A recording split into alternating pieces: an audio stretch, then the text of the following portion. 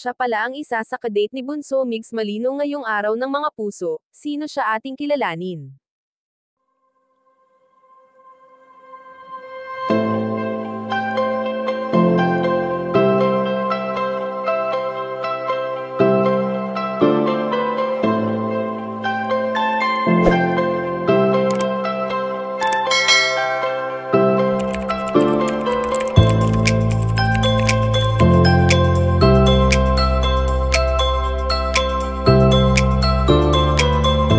Marahil ay marami na sa atin ang nakakamiss kung paano mag-celebrate noon si Bunso Migs Malino ng Valentine's Day. Matatandaan na marami ang kinilig nang minsan ay sinurpresa ng binata ang kanyang dating katambal ng paborito nitong bulaklak at pagkain na may kasama pang wine. Alam naman natin na hindi na ito mangyayari pa ngayon, dahil wala na ang kanyang pinakamamahal na si Cutie Mahal.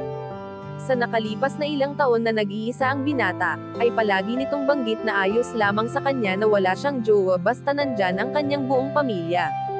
Hindi naman lingid sa ating kaalaman na tanging focus ngayon ni Bunso Migs Malino ang magpasaya ng mga tao, dahil ito na rin ang nagsisilbing kasiyahan niya sa ngayon.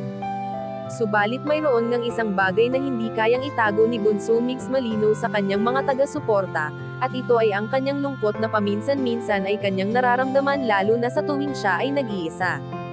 Dahil alam naman ng lahat kung paano minahal ng dalawang magkatambal ang isa't isa, at tila ba wala nang papantay pa sa pagmamahalang nabuo sa kanila.